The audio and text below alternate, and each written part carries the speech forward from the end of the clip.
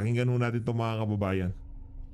Alam niyo mga kabayan, si Master Sergeant Orly Gutisa ay magkakabats kami sa Marines at ang course namin ay MBWC, Marine Basic Warrior Course, Class 1997 sa Philippine Marine Corps. At kami yung sumabak noon sa mga matinding mga abusayap sa panahon nila Father Benedetti, tatlong Hong Kong National, si Padan Hostijes, at sa kanila ni Gracia Burnham at marami pang iba. Hindi na rin mabilang ang mga naranasan naming ambush, mga encounter na hindi mabilang hanggang sa panahon ng all-out war ni Iraq. Kaya yan si Master Sergeant Orly Gutisa, isang warrior yan ng Philippine Marines. At nandyan sa kanya yung tapang, katatagan, respeto at professionalism. Marami pong salamat. Ayo. Maliwanag ho yun mga kababayan. Hindi ho ito galing sa kung kani-kanino man. Kasi kung ikaw may pagkabalahura ka, walang magbabout sa iyo ng ganyan. Walang ika nga magpapatotoo kung anong klaseng personalidad ang meron ka. At itong isa na to, ang sinasabi niya, kabatchmate ko yan. Kilala ko yung mama na yan. Yan may integrity yan. Mandirigma talaga yan. Hindi yan, hindi yan kagaya nitong si Mark Trililing, sundalong kanin. Isa-isang marine na sinusuka ng organisasyon. Diba? Hindi, dami kasing galit kay Trililing. Di ba kayo galit kay Trililing? Galit ako kay Trililing. Diba? Maraming galit kay Trililing ngayong mga panahon na to. Rekta ho tayo dito kay Senator Bato de la Rosa. Again. Walang, ano yun lang niyo ko, some other time, huwag lang dito kasi obvious na sinare ko sa inyo yung laman ng aming pinag-usapan sa executive session. Sir, si Congressman Saldico hindi na po congressman ngayon. I-invite niyo ba siya sa next hearing ng Blue Ribbon? Kung meron pang yung next hearing. Meron pa sir. Hindi naman siya covered ng interparliamentary courtesy, di ba? So, pwede siya maimbitahan. Do you think it was for the good that he stepped down from the House of Representatives, that he resigned, sir? Given yung dami ng accusations? It's not enough. Stepping down is not enough. So, what will be enough? What will be enough? What will be enough is thorough investigation. If it warrants prosecution, and if it warrants conviction. That's what the people are looking for. Hindi sapat na bumabalang siya sa posisyon niya. No. Bakit sapat na? Kung kinakailangan talaga. Hindi, baka diyan sa reporter ng News 5 Sen, yung pagbibitiw niya sapat na. Diba? Kasi ano naman di anak ng tokwa. Napaka naman hulun mga kababayan, napakababoy naman nun, diba? Tatanungin, di pa ho ba sapat? Anong sapat? Trilyon ang pinag-uusapan natin dito. Bilyon-bilyon ang na-dispal kong pera dahil dyan sa mga kabalintunahan ng mga opisyal na yan dyan sa House of Representatives sa pamumuno ni Martin Romualdez at ang kanyang minion na si Martin na itong si Saldico. Tapos sasabihin nyo, hindi pa ho ba sapat yun? Anong gusto nyo marinig kay Senator Bato de la Rosa? Good job, Saldico. Sapat na yan. Absuelto ka na. Ang tanga naman ng tanong na yun. Naknan to ka. Kaya minsan yung mga reporter na to, di natin malaman paano sila nag-reporter. Imbis na tanungin nila kung kailan na susunod na hearing, sino mga susunod na imbitahan, anong status ng statement nitong si Master Sergeant Gutesa, kung ano na pinagtatatanong nila. Ay mali. Kalma lang Manong sabi ka. Kalma ka lang. Aabot tayo dyan. Malagot. Excited. Pero sir, sa tingin niyo mas madali na siya mapapadala sa hearing kasi nag-resign na po si Congressman ko? Madali daw. Wala na sa Pilipinas. Hindi na natin ma-violate yung tradition ng interparliamentary courtesy. Dahil hindi na siya congressman. Sir, sisipot siya o hindi, at least he will be issued warrant of arrest coming from the Senate kung hindi siya sisipot.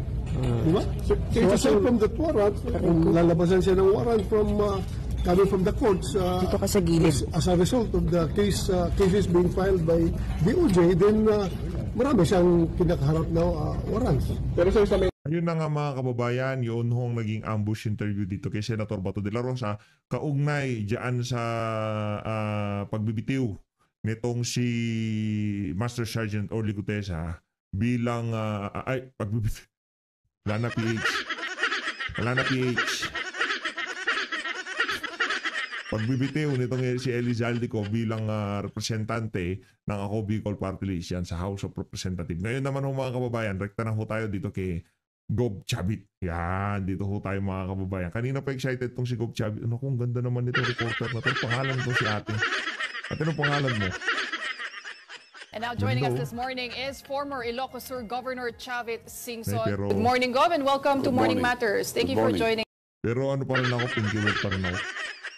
Ay, galit bigla yun. Doon pa rin ako kay Ma'am Pinky Web. Mas ano pa rin talaga siya. Mas nagaganda pa rin talaga ako kay Ma'am Pinky Web kaysa dyan sa reporter na yan. Tuloy mo Joining us, natin. sir. Okay, so sinabi niyo po, Governor, the ICI should begin its investigation in Ilocos. And we all know, baluarte rin po yan, ang presidente ng Yes. mga Marcos. Why should the ICI start in Ilocos? Yeah, it should start there because the president is from there. Should start in Region 1, Ilocos Norte, Ilocos Sur, Pangasinan, Region and La 2, Union. Why? Because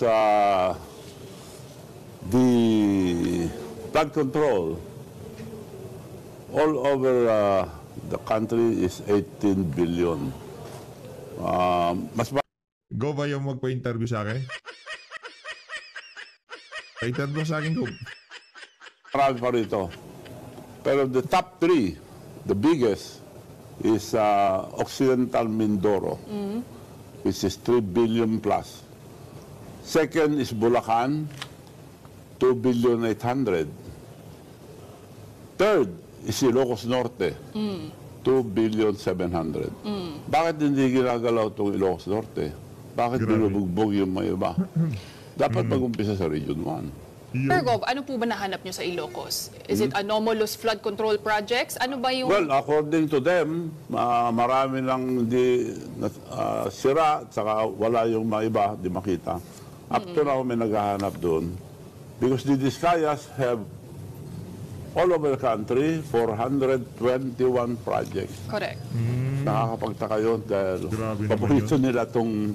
Dalawa lang paborito sa Ilocos Norte. Maraming contractor pero dalawang paborito nila.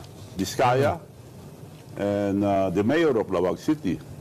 Oh. Na corner nila doon, ang dami. So, Okay, but Gov, you also called out President Marcos to look into this. So, with this call to probe Ilocos and their flood control projects, are you saying may kinalaman po dito ang presidente? Kasi ang projects, hindi di ang ba? sinasabi ko lang, probinsya ng presidente yan, dapat alam niya. But what have you found so far? Nakita niyo po ba yung kung sino yung proponent? Sino Meron ng nagpasa iba ng na project? may mga pictures na dumating. Hindi ko, ayaw ko sabihin kung wala akong prueba. Okay. May mga pictures na dumating, mga sira-sira, sa mga iba, di mahanap. So, the ICI should start from the province of the president para makita natin ng talagang wala silang alam dyan. Ang Kaso Manong, ang talagang ika nga mission and vision ng ICI para mailing sa Duterte at gipitin yung mga Duterte allied na mga politiko na pwede nilang mailink, maikabit sa issue ng flood control na yan. Yun talaga ang kanilang mission, ang mission nila mailayo itong si Marcos Ron Jr., Martin Romualdez, Zaldico dito sa issue na to. Yun ang mission ng ICI. Ang vision nila maikabit sa Duterte family yung issue ng flood control. Tuwa nyo na mga kababayan. Meron silang mission and vision. At yun ang kanilang mission and vision. Yung para hanapin kung saan yung mga flood control, panagutin yung mga individual na mga nasa likod. Hindi ho yun ang mission and vision nila. Ang mission and vision nila, yun. Vision nila dapat ang issue na yan makikabit sa mga Duterte. ang mission nila maabsuelto si Marcos Jr. sa issue ng flood control na to. Yun ho yun, mga kababayan. They should be transparent. Okay. Pero yung Discayas, Gov, you mentioned, di ba? Yung they got billions worth of projects, kasama na rin ang Ilocos. Ano po ba, may link po ba ang Discayas sa mga Marcos? Because so far from the investigation sa Congress, Hindi ko sinasabing meron, pero sila paborito nila eh. So kung paborito mo yung tao, kilala mo. But of course, I don't know if they'll admit it. Pero bakit marami silang project doon? Dalawa lang. Yung mayor, bago panalo, 6 billion ang nakuha niyang project doon sa Ilocos Norte. okay. So what you're saying now, Gov, is simulan muna nila yung investigasyon sa sariling, In their own backyard. in their own backyard, correct? Yes. Okay. But, Para maniwala ang taong bayan. Kasi napansin ko, when I was in Rome, I just came from Rome, napansin ko, lilampasan nila Ilocos Norte. well, Bakit Gov, lilampasan? but to be fair, kasi inuuna naman po ang Bulacan dahil dun nga po nagsimula yung the whole controversy with the Bulacan group of contractors. Saka na rin yung Mindoro. Although I believe kasama naman po sa iimbestigahan nationwide itong ang mga Nationwide. Itong si ating reporter, si ating interviewer, tagapagsalita ka ba ng Malacanang? Gob, wala ka, talo. Siya natatanong pala, talo ka na eh. Sayang, kung nagpa-interview ka kay PH Update, Gob. Hindi naman, I mean, hindi yung off-day siya, bagay. Ba't ka ba nagpapa-interview niyan? Yung nag-i-interview sa'yo, imbis na batuhin ka niya ng mga tanong na kung saan yung mga gusto mong i-expose, talaga may i-expose. Ang dating parang pinagtatanggol niya yung mga nasasangkot. They should go first to Ilocos Norte na. Unahin na They po. go nationwide. Okay. Hindi naman po sekreto, Governor, that you supported President Marcos in his presidential bid in 2022, but now you are openly criticizing him. Yes. You know, in politics, what I can tell you in politics is there is no such friend, a permanent friend in politics. All are temporary allies. Tingnan mo history lahat. Magkakasama, magkakalaban. That's politics. Ano po nangyari, Gov? Well, marami. Insulto ako lahat, pero tao lang ako eh. Na-insulto po kayo, Gov? Masaktan din. Bago labas lang, hindi ako pinasin sa Japan. Alam na lahat yan. So, insulto yun, pero tinis ko. Hindi naman ako nagre-reklamo. 3 years ako nagantay. Marami. Lumaki ho ang ulo nitong si Marcos Jr. pero nung panahon na siya ang wala, hindi pong, sige, paano yan? Manong sabi, tulungan mo naman ako. Paano ba yan? Anong gagawin natin, ha? Pero nung medyo natuto na, kaya ko yan, kaya ko to. Pero yun nga ang ano nila ngayon, dinedevert nila sa mga ibang story. Focus tayo, mga taong bayan, dapat focus lang tayo sa flood control. Pero, ang flood control, isa lang yan.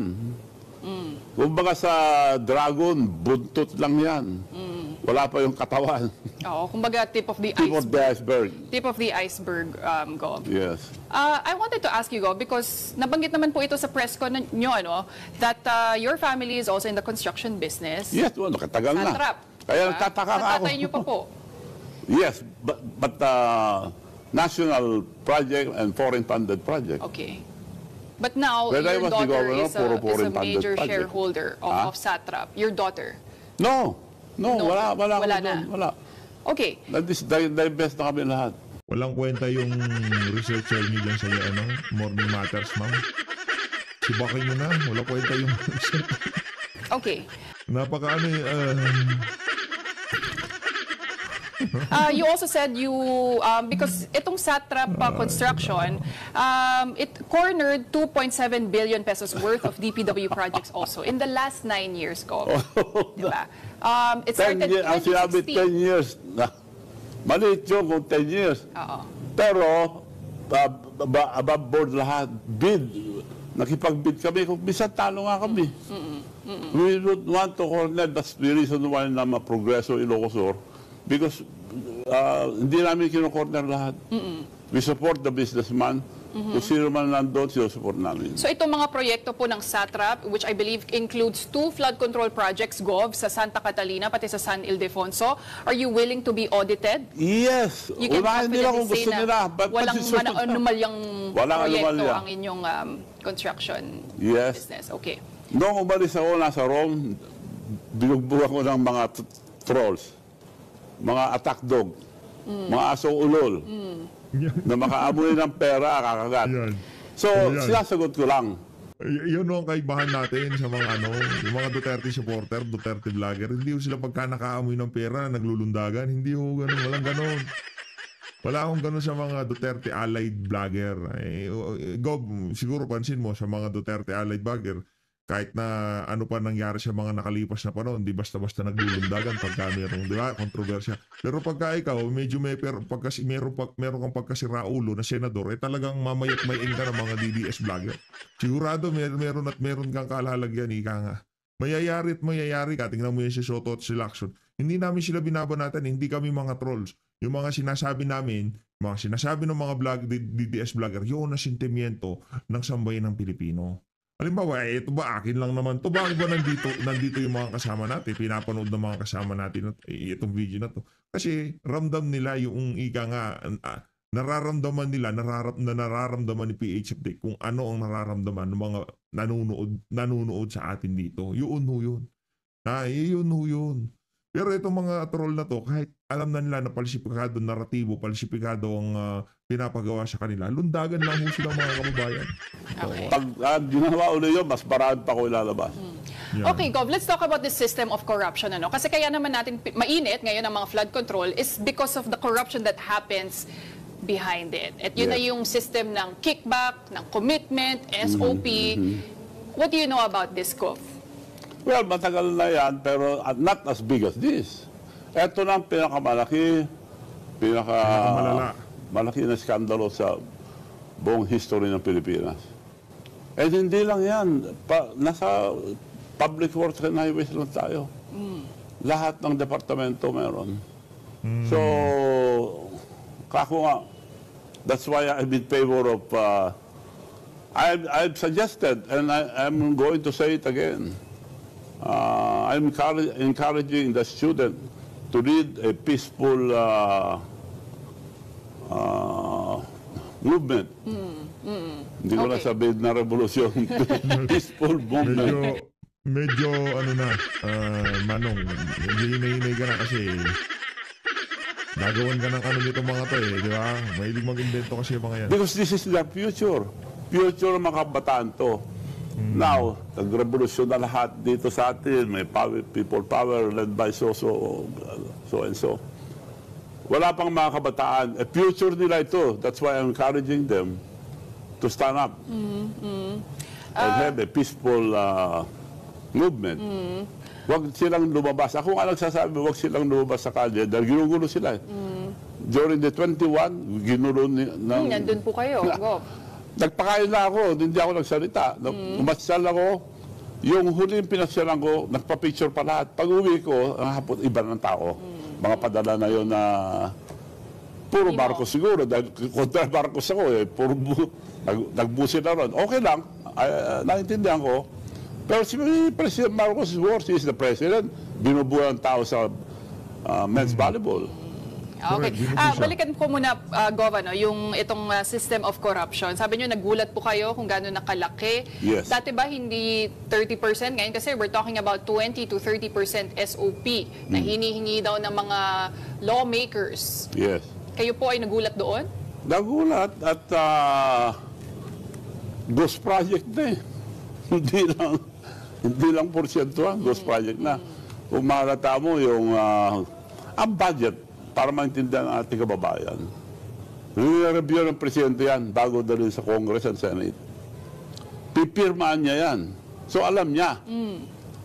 So, bakit na-tolerate? 3 taon na siyang presidente. Kung di niya alam. Kung di niya alam, anong kwenta siyang presidente? Yan. So something is wrong somewhere. Pero dito, hindi po ba mas malaking problema, Gov, yung nangyayaring SOP kickback na ganyan? Saan po ba nagsisimula yan, in your opinion? Sa tingin nyo, Gov? Because they're saying it starts in Congress. Ang original sin daw, ang mastermind niyan, ay syempre yung mga mambabatas, kung sino yung magpapasok ng insertions, makikipagsabuatan sa contractor, sa DPWH. Yes. Oh, ganun. Is it the senators and the congressmen? Hindi ko masabi yan, pero may lagayan dyan, hindi natin alam kung sino. Based on the hearing, sinusundan niyo po ba, Gov? Sinusundan ko, pinagbibintangan na mga nalagyan, congressman, senators. So, nawala na tayo sa focus sa graft and corruption. Yun ang But this is graft and diversionary corruption. tactic. Opo. So, mayroon ngayon, pinatakbo na si Saldico. Sacrificial lamb yan to save the king. So, focus tayo dito sa mga graft and corruption. Okay. So ako, suggestion ko, lalaki ito. Ang suggestion ko, alam lahat ni Presidente ito, he should resign bago siya patalsikin ng taong bayan, kagaya yung tatay niya. Dahil marami na, they're just silent. Marami nang nagagalit ang tao sa mga nangyayari. Dahil ito na pinakamalaki. Bakit na-tolerate for 3 years? In his term alone, ito. Term niya ito. So, Gov, what exactly are you accusing the president Mag-resign ka na, Marcos Jr. Nako, hindi ka titigilan itong si Manong Chavit. May kalalagyan ka dito. of? Is it lack of oversight or tolerance, or do you think may pagko-cover up? Oo. Yung last hearing lang, napanood ko, I was in Rome. Linampasan ng Ilocos Norte. Wala rito. Okay, pero Gov, at the same time, ang tanong din, why would the President launch this whole investigation into flood control anomalies kung sangkot siya? If it will trace back to him. Inunahan niya yung Ito naman si ate. Doon naman si ate. Nakanto ka. Ano kasi mga tanong yan? Tipong, kung sangkot siya, bakit niya papaimbestigahan? Sino ba yung mga nag-iimbestiga? Ate naman. Paano ka ba nag-hirap? Pero ba iba magtatanong kay Manong Sabi dyan? Or ano lang to, tawag dito, palamuti lang to, binabasa niya lang mga tanong. may maglalabas na eh. Inunahan na niya. Kunyari ka maglabas, pero hindi siya makalusot dahil meron siya sa Ilocos Norte. How come na nandun yung the Diskaya have 421 projects all over the country. Ang Ilocos Norte have 38 projects. So dalawang favorite contractor nila. Alam naman, hindi nila kilala. So, kung i-compare mo sa Ilocos Norte, wala kami sa flood control. So, ang liwanag na, hindi ko siya sabi na sila, pero bakit paborito yung dalawa? Yung mayor na lilaban, yan ang 6 billion ang kontrata niya sa Ilocos Norte lang within 3 years of President Marcos. So, You're talking about parang Mayor Brian Alcid. 1 plus 1 to eh, maintindihan mo eh. Bakit na-tolerate? Bakit paborito nila itong dalawang kontraktor? Pero are you willing to push this, at least your own investigation, just like Senator Ping Lacson, di ba, nahanap niya itong mga ghost flood control projects. If you're really keen on proving anomalies po sa Ilocos Norte, the bailiwick of the President, are you willing to launch yes. an investigation yourself? Meron na iba. Nagsasubmit na yung mga tao, nagsasalita na yung mga tao. Ito, Gov, matagal na nga po kayo sa politika. Yes. And right now, we are in the midst of political turmoil, lalo na po sa Kongreso. Ang Senate at ang House of Representatives parang nagtatapunan ng putik. So, kasalanan ng mga senador, kasalanan ng mga congressmen. Nag-manifestation na po si Senator Cheese Escudero nung Lunes. And then you also have the former Speaker, Martin Romualdez, flipping the table saying DDS script lang daw yun. What do you make of all that's happening now? Walang mangyayari dyan kung hindi nila sinong mastermind. Yan. Sino po bang mastermind? Marcos alam ko rin. Hindi Hindi ko natin alam. masabi dito. Bubugin tayo ng mga trolls. So you believe the buck doesn't stop with the senators and the No, House? no. Meron Hindi mangyayari yan kung hindi alam ang administrasyon. Okay. Tolerated yan eh. Lalabas. Bakit lumabas yung mga yan? Napaka, ano na ito, na parang nagtiwala sila na hindi mabubukol. Dahil nasa rin na sila. Third year na ito ni President Marcos. Why is it going on? Now, they're blaming the past administration. Okay. In every administration, meron ganito, pero bakit niya tinuloy? Yun, doon tayo, ngayon, focus tayo dito. Wala, focus na sa bintangan. Pumapalakpak lang sila dyan. Yun ang gusto nila, away-away tayo. Okay. Gov, well, some critics say, may pananaw din sila na kaya po kayo nagsispeak up on this issue because it could be politically motivated. What? Paano yun yung political motivated? 2028. Oh. Pag-usapan na po natin. So it's no secret, supporter po kayo ni Vice President Sara Duterte. He's a friend, both of them. Kung may kasalanan si Vice President, then impeach her. Nobody's above the law. So will you be playing an active role in Sara Duterte's campaign if ever she runs in 2028? Depende kung ano mangyayari. You cannot tell the future. Depende lahat yan.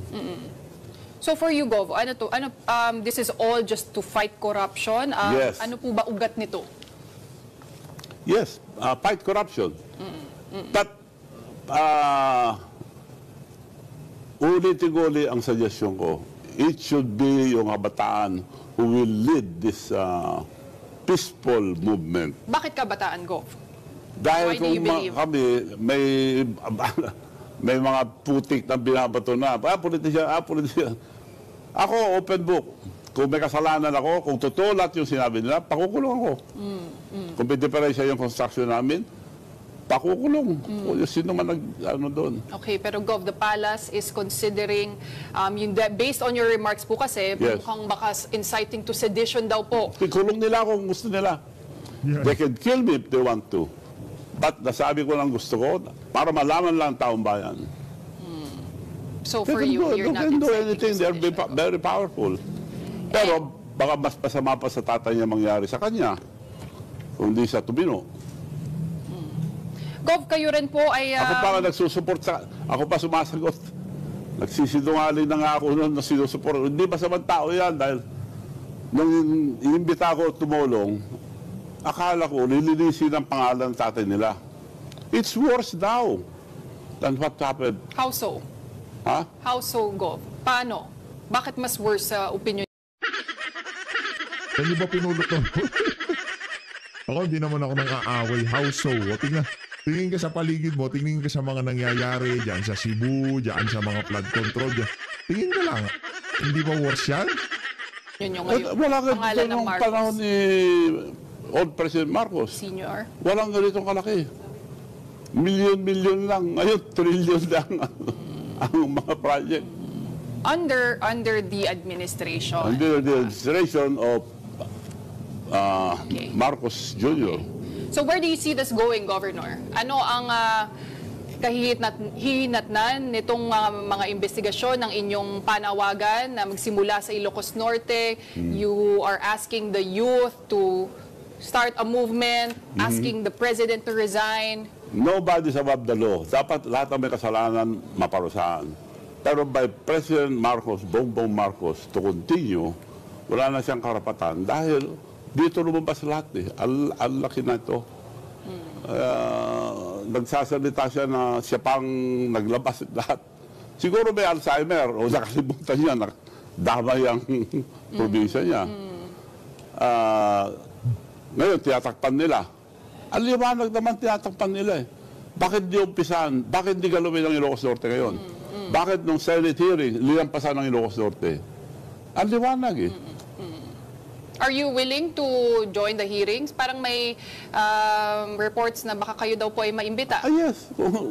Tawagin nila kung gusto nila. Okay. Message na lang po, Gov. Yeah. Ako na magbigay ng message kay Gop. Okay lang, Gop. Ako na lang. Sige, ako na lang. Ang message ko sana sa susunod na interview dito kay Manong Chavit, ang isasalang siya doon sa mahusay magpadaldal ika nga. Kasi meron ganong meron ganong kagaya ni Pinky Web yan, magaling. Si Karen Davila, kahit na medyo sablay minsan, magaling siya magpadaldal. Yung tipong hindi siya kagaya nito, masyado kayo napaghahalata dyan sa